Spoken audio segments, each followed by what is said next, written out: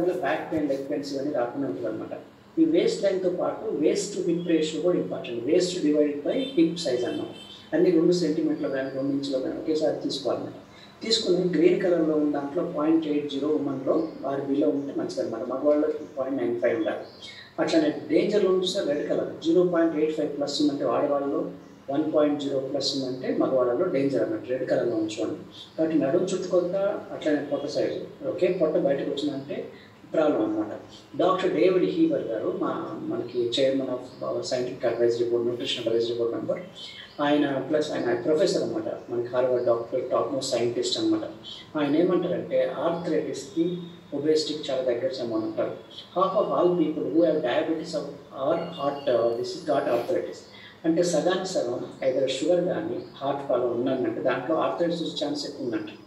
అట్లాగనే ఒబేస్ పీపుల్లో 1/3 వంతు ఆర్థరైటిస్ వచ్చే ఛాన్స్ ఉందంట.